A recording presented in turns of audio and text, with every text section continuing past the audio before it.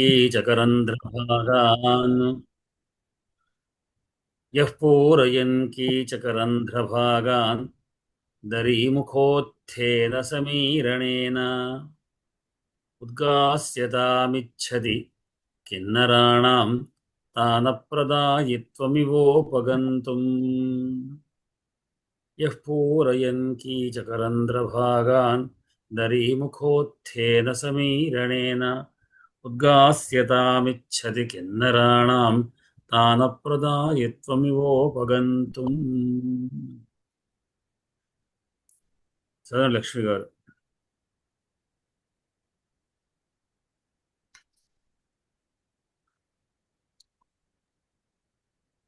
చదువుతున్నారా? చదువుతున్నాను. చదవండి. యః పూరయన్ కీచకరంధ్రభాగాన్ దరీముఖోత్థేన సమీరణేన ఉద్గాస్యతామిచ్చతి కిన్నరాణాం తానప్రదాయిత్వమివోపగంతుం యః పూరయన్ కీచకరంధ్రభాగాన్ దరీముఖోత్థేన సమీరణేన ఉద్గాస్యతామిచ్చతి కిన్నరాణాం తానప్రదాయిత్వమివోపగంతుం.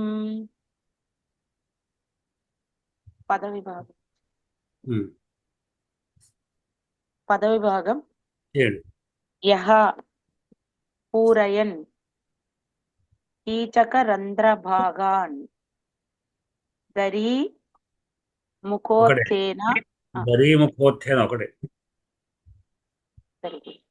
దరీముఖోత్థేన సమీరణేన ఉద్గాస్యతాం ఇచ్చతి కిన్నరాణాం తానప్రదాయిత్వం ఇవ ఉపగంతుం.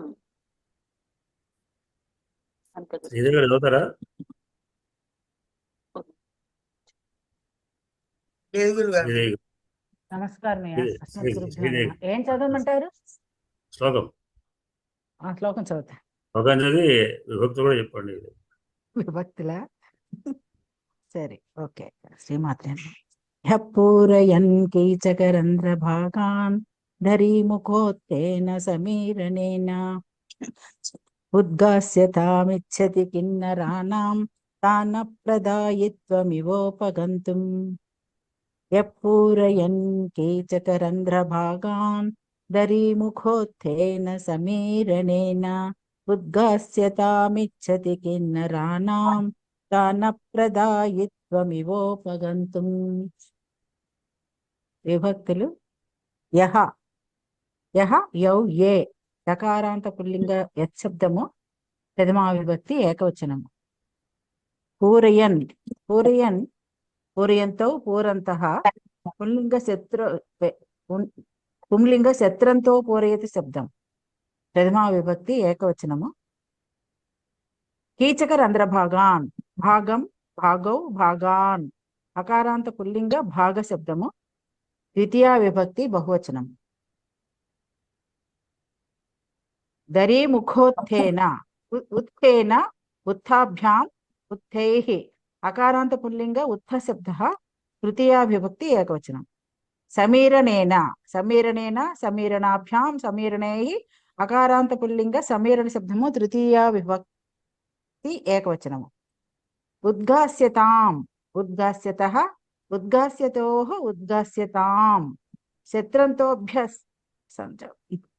పుంలింగ ఉద్గాస్యత్ శబ్దము షష్ఠీ విభక్తి బహువచనము. ఇచ్చతి క్రియాశబ్దం అది. కిన్నరాణాం కిన్నరస్య కిన్నరయోః కిన్నరాణాం అకారాంత పుల్లింగ కిన్నర శబ్దము షష్ఠీ విభక్తి బహువచనము. తాన ప్రదాయిత్వం తాన ప్రదాయిత్వం ప్రదాయిత్వే ప్రదాయిత్వాని అకారాంత నపుంసకలింగము ప్రదాయిత్వ శబ్దము ద్వితీయ విభక్తి ఏకవచనము. ఇవ అవ్యయము. ఉపగంతుం కృదంతము, ఇది కూడా అవ్యయము. దీంట్లో క్రియాపదాలు క్రియాపదాలు ఇచ్చతి గురువుగారు. ఇచ్చతి. ఇచ్చతి ఇచ్చేది అంటే అర్థం ఇష్టపడ్డాం కదా కోరుతున్నాడు. అదే కోరుతున్నాడు. కోరుకోవడం. అంతే కదా, ఇచ్చ అంటే కోరిక, ఇచ్చత కోరుతున్నాడు. ఇచ్చతి అంటే కోరుకున్నాడు. అంతే కదా. ఎవరు కోరుతున్నారు? కహా ఇచ్చతి. ఇచ్చతి ప్రధాన వ్యక్తి ఏకవచనం కావాలి. యహ అంతే, యహానే. యహ ఇచ్చతి. ఇక్కడ నిజానికి యశబ్దం ఉన్నప్పుడు తచ్చబ్దం ఉండాలి, అది విధానం. కానీ ఇక్కడ ఇవన్నీ కూడా అన్నీ కూడా యశబ్దంతోనే ఉంటాయి. తచ్చబ్దం సహాయం మనం అర్థం చేసుకోవాలి అంతే. మొత్తం ఈ హిమాలయ వర్ణనంతా కూడా యశబ్దంతోనే ఉంటుంది. కానీ హెచ్చతి అంటే సహా అనే అర్థం అనమాట. సహా హిమవంతుడు కోరుతున్నాడు అని అర్థం. అంటే ఏ హిమవంతుడే కోరుతున్నాడు, ఆ హిమవంతుడు అస్థి అని అర్థం. అక్కడ అస్థికి లింక్. అస్థి ఉత్తరాసన దిశలో అస్థి ఉన్నాడు. యహ ఇది ఎవడే కోరుతున్నాడు అక్కడ ఉన్నాడు. అట్లా మనం దానికి లింక్. ఇక్కడి నుంచి అక్కడికి లింకా. అస్థి అని చెప్పుకున్నప్పుడు యహతో ఎవడైతే ఉన్నాడో అని అర్థంలో మనం పడుతుంది. యహ ఇచ్చతి కోరుతున్నాడు. దేనిని కోరుతున్నాడు? దేని కీచకరంధ్ర భాగాన్ అంతేనా?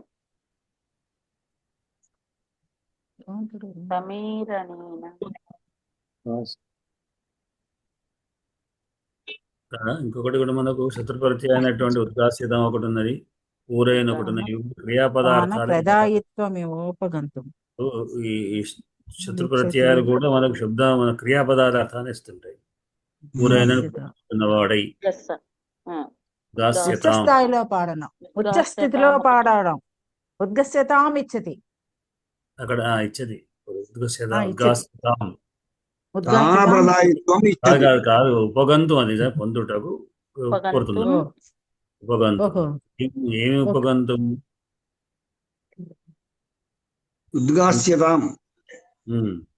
ఉద్గాస్యతాం కిన్నరాణాం దానప్రదాయత్వాన్ని కోరుతున్నాడు. దానప్రదాయత్వాన్ని కోరుతున్నాడు ఇచ్చతి. దానప్రదాయత్వమే అంతే. దాన్ని ఇవ్వడానికి ప్రదాయత్వం. తానా అంటే అర్థం ఏమిటి అంటే, మనం సంగీతంలో తానా అనే పదం, తజ్ఞ తాన అంటే తానా అనేటువంటి సహకరించడానికి అర్థం. ఒకటి వాడుతుంటే వెనుకకి ఇచ్చేవాడు, సహకరించేవాడు తానా అనేటువంటి. తానప్రదాయిత్వాన్ని ఉపగంతుం ఇవ ఇచ్చతి ఇవ అన్నమాట. కోరుతున్నాడో అన్నట్లున్నది అని. ఇక్కడ ఇవ ఉద్దేశం అది ఇచ్చతికి ఇవగా చెప్పుకుంటాం. అంటే కోరుతున్నాడో అన్నట్లు ఉన్నాడు అని అర్థం. ఇచ్చతి ఇవ కోరుతున్నాడు. దేని కొరకు అంటే ఉపగంతు పొందడానికి. ఏం పొందడానికి? తానప్రదాయత్వాన్ని. తానం ఇవ్వడానికి కొరకు. తానం అంటే తెలుగు తానం కాదు, స్థానం కాదు.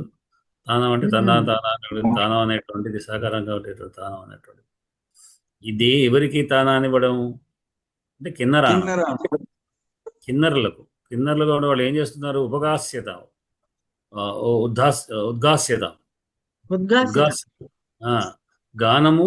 ఇది కూడా శత్రుప్రత్యయం. శత్రుప్రత్యయంలో రెండు రకాలుగా. వర్తమాన కాలంలో శత్రుప్రత్యయాలేమో మనకు ఊరైనలాగా వస్తుంది. ఇది భవిష్యత్ కాలంలో మనం స్యా అని చెప్పుకుంటాం కదా, అది స్యా అనేటువంటిది ఉద్గాస్యతాం అనేటువంటిది వస్తుంది. కనుక ఉద్గాస్యతాం అంటే పాడగోరుతున్నవాడు, పాడగలిగేవాడు. అంటే భవిష్యత్తులో పాడుతున్నటువంటి వాడు అంటే పాడాలనుకునేవాళ్ళు, లేదా పాడగోరుతున్న లేదా పాడగలిగేవాడు, పాడుతుండేవాడు అని అర్థం. అట్లా పాడబోయేటువంటి వాళ్ళు, పాడబోయేటువంటి వాళ్ళ యొక్క కిన్నరులకు తాను ఉద్గాస్యతాం ఉపగంతుం ఇచ్చతి ఇవ. వాళ్ళు పాడుతుంటే వాడు తాను సంగీతం సహకరిస్తున్నాడో అన్నట్లుగా ఉన్నాడు. ఎట్లా వాడు పాడితే ఈ పర్వతం ఎట్లా సహకరిస్తున్నది మరి అంటే, ఏం చేసి పూరని నింపుతూ, దేన్ని నింపుతున్నాడు? నింపుతూ సహకరిస్తున్నాడు. పూరయ్యన్న నింపుతున్నవాడై అనేది. పూరని ఆగండి పూరైన అంటే నింపుతున్నవాడై.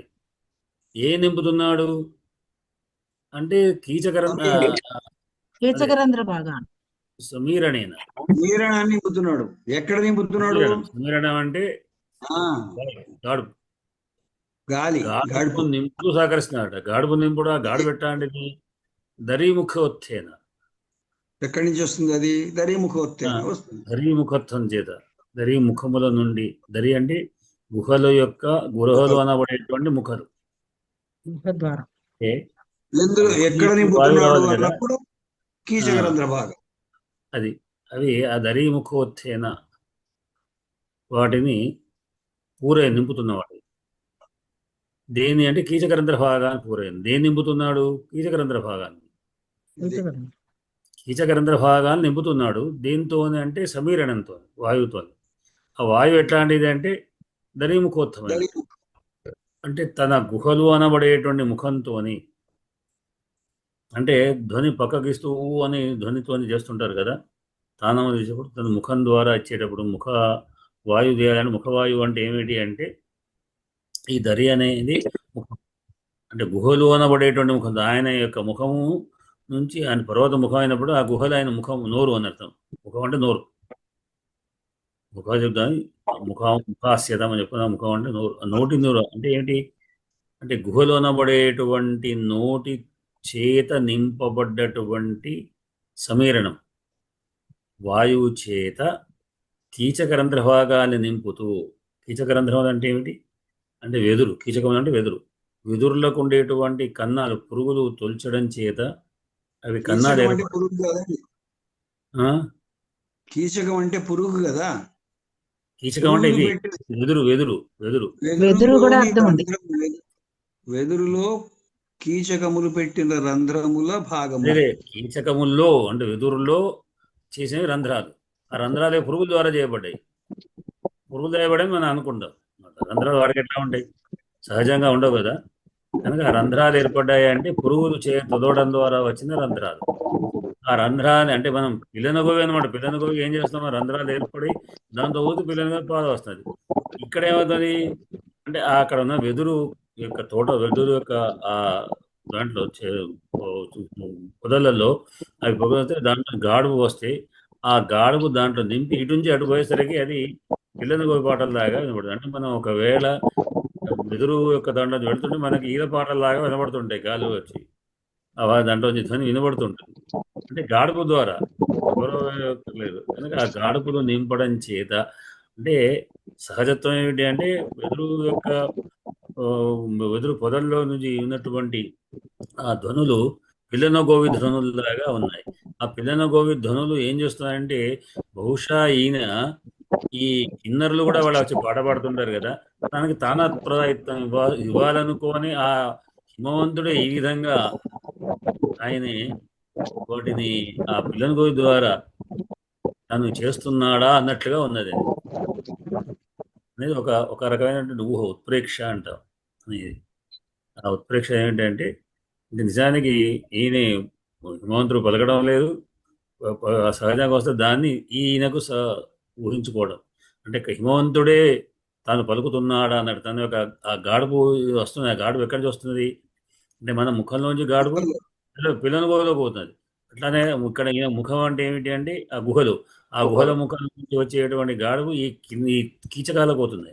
కీచకములు అంటే వెదురు యొక్క దాంట్లో బొంగులలోకి వెళ్ళి దాని నుంచి ఆ బయటకు వస్తూ ఉంటే, లోపలికి వెళ్ళి బయటకు వచ్చేసరికి అవి సంగీత ధ్వనిని సహకరిస్తున్నాయి. ఎవరి యొక్క సంగీత ధ్వనులు కిన్నెరలు పాడబడుతున్నారు.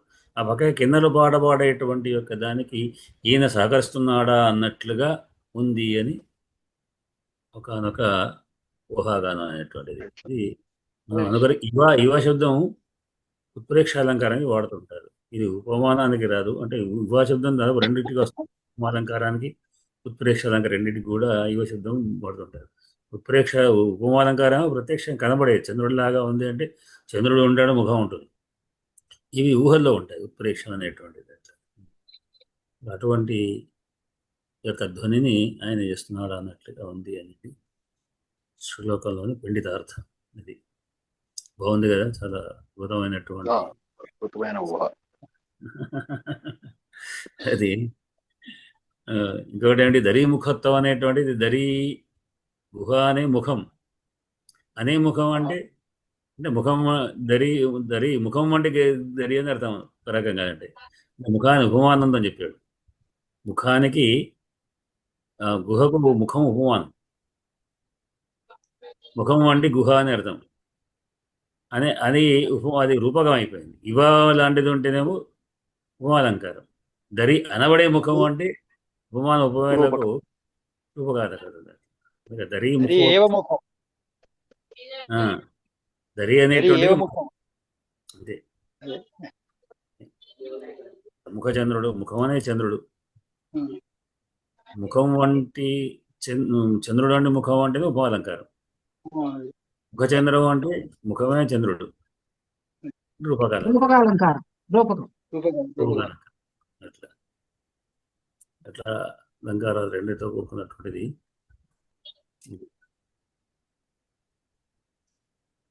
సరేనండి. దీంట్లో మీకు ఏదైనా అనుభూతి ఉంటే చెప్పండి.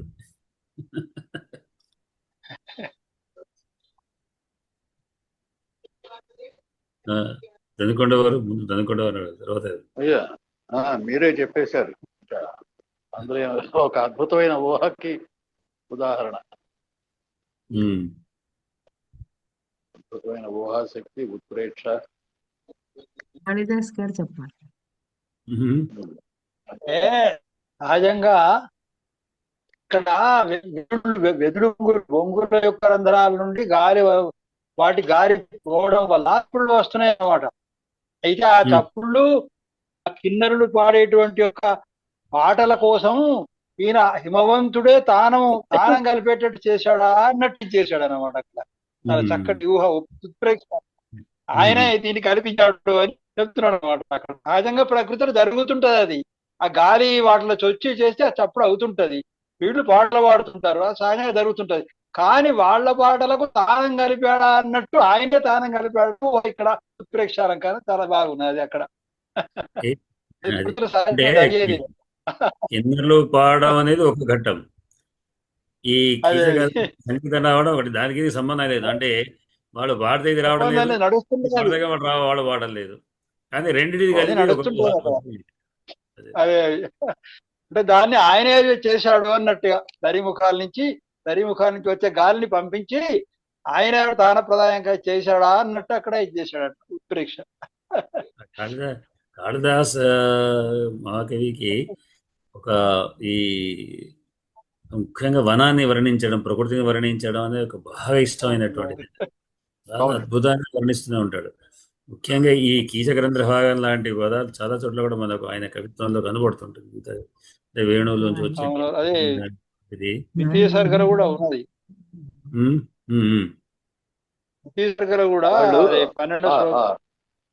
ఆ కవులు ఉన్న నాటికి ప్రకృతి సౌందర్యం ఉండేది. ఇప్పుడు మనకి ప్రకృతి సౌందర్యమే అసలు కనిపించదు. ఏం వర్ణించగలం? మనం వర్ణన సహజంగా జరిగేదే కానీ కవికి అదోలాగా ఆ ఊహ వస్తుంది. కవి అయిన వాడికి ఆ ఊహ వస్తుంది అనమాట. అది అట్లా. సూర్యోదయాన్ని వర్ణించు అంటే సూర్యోదయాన్ని వర్ణించు అంటే తెల్లవారి పాల పాకెట్లో సౌండ్ పేపర్ వాడు అంతే కూడా మేము అక్కడ నల్లా చప్పుడేది, బుయ్యి చప్పుడయ్యేది. అంటే నేను వస్తున్నాను, నీకు నీళ్ళు ఇస్తా, అందరు బిందెలు పట్టుకొని రండి అని పిలుస్తున్నట్టున్నదని నాకు ఐడియా వచ్చింది అక్కడ. నల్ల దగ్గర ఊహ అన్నమాట. ఆ కవిత ఆ శక్తి ఉన్నటువంటి వాళ్ళకి, ఆ భావన ఉన్న వాళ్ళకి ఆ ఊహ వస్తుంది అంతే. అట్లా ఆయన కవి సామ్రాట్. ఋషి కృతే కావ్యం అన్నారు. అందుకే ఆయన కాళిదాసు ఒక ఋషి కాబట్టి అంతగా చూడగలి. అంటే ఋషి అంటే గడ్డాల మీద తపస్సు చేయడం ఋషి కాదు. పరిశీలన చేసేవాడు, చేసేవాడు. ఋషులు ద్రష్టలు, మహర్షులు ద్రష్టలు. వేదాన్ని మనకు అందించిన వాళ్ళు, ఆ వేదంలో ఉన్నటువంటి అద్భుతమైనటువంటి కవిత్వం అంతా కూడా మనకి ఇచ్చేవాడు. అంటే వాళ్లకు ద్రష్టలు అంటే బాగా కవిత్వమైనటువంటి భావనలు అన్నీ కలిగినటువంటి ఒక కనుకనే అవి మనకు వాళ్ళేమో వైదికమైనటువంటి ఇచ్చే, వీళ్ళేమో లౌకికమైనటువంటి వ్యవహారమైనటువంటి మనకు భాషలో అన్నట్టు కవిత్వాన్ని ఇచ్చారు. ఇక వాళ్ళ ఋషులే, వీళ్ళు ఋషులే. అసలు వైదికంలో కూడా గొప్ప కవిత్వం ఉన్నది సార్. అవును ఉపనిషత్తుల్లో అవును ఇదేది ఈశావాస్యంలో గాని తైత్రీయంలో గాని, అవును తైత్రీయంలో ఆనందాన్ని వర్ణిస్తూ ఆ అవును. ఆనందం ఇది మానుషానందం, ఆనందం, ఇది ఇది మనుష్య ఆనందం. గంధర్వానందం, ఇది అవును. గంధర్వానందం అని చెప్పడానికి ఆ బ్రహ్మతత్వాన్ని కూడా అంత వర్ణించి చెప్పడానికి కవిత్వాన్ని ఉపయోగించారు. ఎన్ని రకాల ఆనందాలు ఉన్నాయనేటువంటి దాంట్లో ఎవరు ఆ. ఏది ఎక్కువ ఆనందం అనేటువంటి దాంట్లో వరుస క్రమంలో ఉంది. అవును, దాని యొక్క లెక్క ఉపనిషత్ ఋషులు కవిత్వం కూడా రాశారు. ఇంకోటి గమ్మతండి, భీషాస్మాద్వాతః భీషోదేతి సూర్య అంటే ఒక నడవడిక ప్రవర్తన, ప్రవృత్తి అంతా కూడా నడుస్తుందంటే ఒక భయం చేత, అంటే ఒక నిబద్ధత చేత అనేటువంటి ఒక విధానం. అంటే సూర్యుడు కూడా భయంతోనే ఉదయిస్తున్నాడు అంటే, భయం అంటే ఒక నిబద్ధత ఉన్నాడు అంటే ఒక ఇవన్నీ కూడా ఇవన్నీ ద్వా సువర్ణ సైజా సఖాయ ప్రమాణం వృక్ష పరిశ్వజాసే అనుకుంటూ ఆ పక్షులతో పోలి చెప్పాడు. తైత్రీయంలో కూడా అన్ని రకాల ఆత్మలని, ఈ 5 కోశాలని పక్షులతో పోల్చి చెప్తాడు.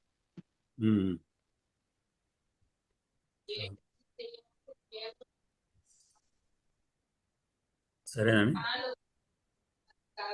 పడకవారు ఏం చెప్పారు? చెప్పినారు కదా, ధనికొండ వారు ముద్దురాజయ్య గారు ఇద్దరు చెప్పిన తర్వాత ఇంకా మనం చెప్పేది ఏం లేదు. కానీ ఇది కానీ అనేది ఉంటుంది చెప్పేటప్పుడు ఎప్పుడైనా సరే.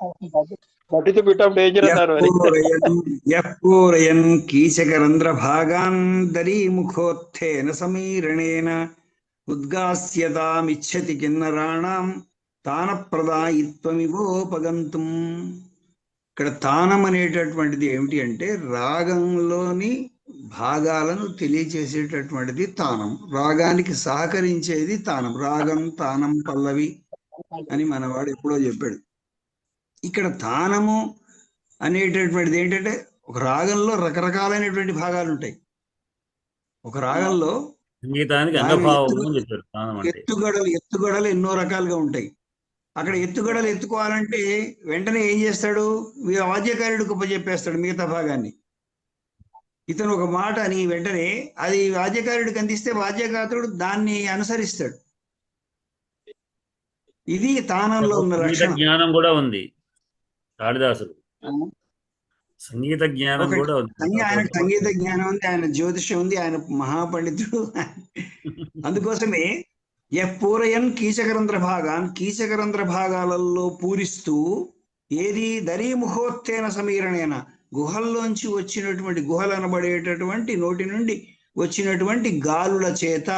మనం ఇక్కడ సింగరాయకొండ నుంచి మాచర్ల మీదుగా శ్రీశైలం కనుక వెళుతుంటే, మనకు కారులో జీపులో వెళుతుంటేనే ఆ పక్కన ఫ్లూట్ వాయిస్తున్నట్టుగా వినిపిస్తూనే ఉంటుంది. అక్కడ అన్ని వెదురు పొదలు ఉన్నాయి, విపరీతమైనటువంటి వెదురు వనాలు ఉన్నాయి.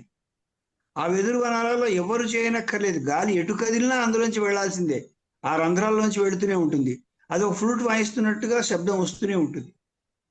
అది చాలా సహజంగా వచ్చేటటువంటి శబ్దాన్ని ఈయన ఇక్కడ కిన్నరులు, గంధర్వులు, కిన్నరులు, వీళ్ళకు ఉండేటటువంటి లక్షణం ఏమిటంటే నిత్యము గానం చేయడమే వీళ్ళ పని. కిన్నర గంధర్వులకు ఉండేటటువంటి పని. అలాంటి వాళ్ళు ఎప్పుడూ వాళ్ళు గానం చేస్తూనే ఉంటారు. గంధర్వ గానం అంటాం. కిన్నరులు, గంధర్వులు వాళ్ళు చేసేటటువంటి గానానికి ఇక్కడ సాధ్యం వాద్య సహకారం ఇస్తున్నదా అన్నట్లుగా తానప్రదాయిత్వం ఇవో ఉపగంతుం. ఆ తానప్రదాయిత్వాన్ని పొందడానికి వాళ్ళ కోసం ఉద్గాస్యతం అంటే ఎక్కువ ఉచ్చ స్థాయిలో వాళ్ళు గానం చేయడానికి అనుసరించేటటువంటి సంగీతాన్ని సమకూరుస్తున్నది ఈ పర్వతం అన్నట్లుగా, పర్వతం నుంచి వచ్చేటటువంటి గాలుల ద్వారా, వెదురు రంధ్రాల ద్వారా వచ్చేటటువంటి శబ్దము ఆ రకంగా సహకరిస్తున్నాడు ఈ హిమవంతుడు అనే అర్థంతో కాళిదాసు గారు ఈ పద్యాన్ని చెప్పారు. చాలా చక్కగా శ్లోకాన్ని చెప్పారు. ఋషి అయినప్పుడుగా, ఎందుకంటే మహర్షులు వాల్మీకి మహర్షి యొక్క మన రామాయణం చూస్తుంటే కూడా చాలా అద్భుతమైనటువంటి ప్రకృతి వర్ణన దాంట్లో కనబడుతుంటుంది. మనకు అనేకమైనటువంటి వనాలు కానీ అవి కానీ, అట్లనే అంటే వనవర్ణ కదా అంటే వీడు వనంలో మొన్నటి ఉండాలి, వనాలలో అయ్యా సంచరించాలి. మొన్న ఒక శ్లోకంలో కూడా నాకు ఒక అద్భుతం కనబడింది. నేను ఆ రోజు రాలేదు. ఆ రానటువంటి శ్లోకాన్ని కూడా నేను చూసిన తర్వాత నాకు అనిపించింది, అక్కడ ఎక్కడ కూడా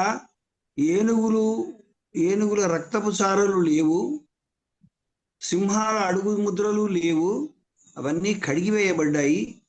కానీ ఈ బోయలకు ముత్యాలు అక్కడక్కడ సింహముల గోళ్ల నుండి రాలిన ముత్యాలను దారి చూపిస్తున్నాయి, ఇటువైపు సింహాలు వెళ్ళాయి అని. అంటే ఇక్కడ ముత్యాలు ఎక్కడి నుంచి వచ్చినాయి అంటే ఏనుగు కుంభస్థలంలో ఉంటారు. ఏనుగు కుంభస్థలంలో ముత్యాలు ఉంటవి అనేది ఒక నానుడి. ఏనుగు కుంభస్థలాన్ని కొడితే ఈ సింహం యొక్క పంజాతో కొట్టినప్పుడు దాంట్లో నుంచి ముత్యాలు చెల్లుతాయి.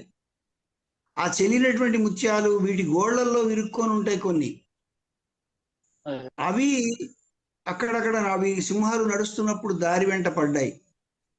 ఈ రక్తపు చారలు కరిగిపోయినాయి, సింహపు ముద్రలు కరిగిపోయినాయి, కానీ ముత్యాలు అలాగా అక్కడక్కడ కనిపిస్తూ ఉన్నవి. ఎంత చక్కగా, ఎంత అసలు ఒక ఏమంటారు దాన్ని, ఇప్పుడు మనం ఒక హత్య జరిగింది అంటే అక్కడ సాక్ష్యాన్ని పరిశీలించడానికి తీసుకొచ్చినప్పుడు వాళ్ళు ఏ రకంగా పరిశీలిస్తారు, అక్కడ ఏ ముద్ర లేకపోయినప్పటికీ కూడా చిన్న ఆధారాన్ని తీసుకొని చెప్తారు. అలాగే ఇక్కడ ఈ బోయలు ఆ ముత్యాలను గమనిస్తున్నారు. అక్కడక్కడ ముత్యాలు ఇప్పుడు అంటే ఇటు సింహం ఎటు వెళ్ళింది, సింహం ఎటువైపు వెళ్ళింది అని. ఆ సింహము గోళ్లల్లో నుంచి ముత్యాలు రాలినాయి. ఎక్కడ ఈ ముత్యాలు? ఏనుగు కుంభస్థలాన్ని కొట్టినప్పుడు దాని చేతుల్లో ఇరుక్కున్నటువంటి గోళ్లలో ఇరుక్కున్నట్టు. అసలు ఆ శ్లోకం చదువుతుంటే అనిపించింది అన్నమాట, ఎంత గొప్ప సన్నివేశాన్ని వర్ణించాడు కాళిదాసు అని. బోయలకు మార్గాన్ని చూపిస్తున్నాడు. అంటే మంచు పడడం వల్ల రక్తపు మరకలు మాయమైనాయి, మంచు కురవడం వల్ల పాదముద్రలు పోయినాయి, ప్రవాహం వల్ల పోయినప్పటికీ ముత్యాలు కొట్టుకొని పోతుంటాయి, ఎక్కడో ఒక చోట అవి ఆగుతుంటాయి. ఆ ముత్యాలు మార్గాన్ని సూచించాయని చెప్పడం అనేటటువంటిది అది కాళిదాసుకే చెల్లింది. ఆయనకు నమస్కారం. అది నేను లేని ఆ రోజు నేనుంటే ఆహా దీన్ని ఇలా చెప్పేవాడిని అనుకున్నాను. అయినప్పటికీ మళ్ళీ ఆగకుండా ఇవాళ చెప్తున్నాను. సంతోషం. మీ దాన్ని మేము విసగలేకపోయినాం. మళ్ళా పొందే అవకాశం మాకు వచ్చి మీ భావన సంతోషం. దీంట్లో మనకు సమాత సందులు ఉన్నాయి. దరి ముఖోత్తేన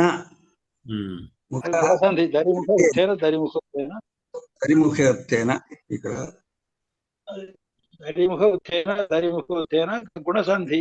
గుణసంధి కనిపిస్తుంది. ఇవోపగంతం అది గుణసంధి. అలాగే అంతే. ఉద్గాస్యతాం ఇచ్చతి, అక్కడేం సంధి లేదు, అక్కడ.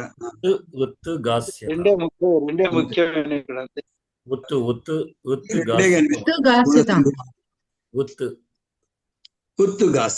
ఉద్గాస్యతాం ఇందాక మనం చెప్పుకునేటటువంటి సంధి ఇది.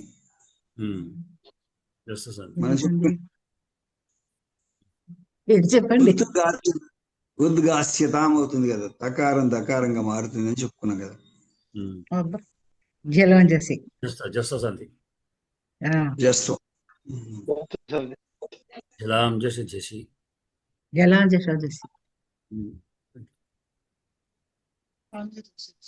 ఒక్కసారి నాలాంటి వాడి కోసం ఈ విభక్తులు ఒక్కళ్ళు చెప్తే సరిపోదు, మరొకళ్ళు ఇద్దరి చేత చెప్పిస్తే బాగా అనిపించింది. ఎందుకంటే వాళ్ళు చక్కగా చెప్తుంటే నేను రాసుకోలేకపోతున్నాను, టైం సరిపోవడం లేదు. మనం దీనికి ఒక పాట అయితే బాగానే ఉండే. ఇప్పుడు నాకు మీరు చెప్పిన నాకు టైం ఇటు చూస్తున్నాను, కాకపోతే టైం వెళ్తుందా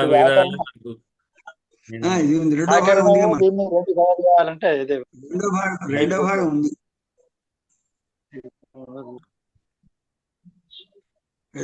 ఉంది. అయితే విభక్తులు నేను అదే గ్రహించని చెప్పడం శ్రీదేవి ఇది తొందరగా కూడా చదవాలి. ఇప్పుడు దీంతో ఇది కూడా అయిపోతుంది, టైం అయిపోతుంది. ఇంకా ఎవరు ఒకళ్ళని కాదు, ఎవరైనా ఒకళ్ళు చెప్తే దానికి రెండవసారి మళ్ళీ ఒకసారి చెప్తే నాలాంటి వాడు రాసుకోవాలి. నేను ఎందుకంటే నేను అందులో పూరు, నాకు బలహీనంగా ఉన్నది నేను భాగం ఎక్కడ అంటే నేను ఆ అందుకొరకు మీరే విభక్తులలో చెప్పాలి, అందుకొరకు మీరే చెప్పాలి. నా ఇంకా ఇంకా అంటే మీరే బలహీనం దానికి అంటే మీరు మిగతా చెప్పండి, వాళ్ళు పట్టు బలహీనం. వస్తుంది. ఎవరైతే బలహీనో వాడితో చెప్పిస్తేనే వాడు మంచి నేను బలవంతుడు. భావాన్ని అది ఆయన చెప్పేవాడు చెప్తూ ఉంటారు ఇది. ఆయన భావాన్ని బలహీనం అంటే మిగతా చెప్పగలుగుతా. వాళ్ళు అందరూ ఇంకా ఇంకా ఎంత బలహీనం. దాని మీద దృష్టి పడితే ఆలోచన వస్తుంది. అది చెప్పడం అనేటువంటిది మన మైండ్ తోని పరిశోధన చేస్తాం, దాని మీద చేసి ఈ పదం ఇట్లా ఒక తప్పుడు వాటిలో మనం సవరించుకుంటాం రామ రామ రామ. అట్లా. కనుక అది చూడాల్సింది. రేపటి నుంచి మీరు దన్నికొండ వారు చెప్పండి.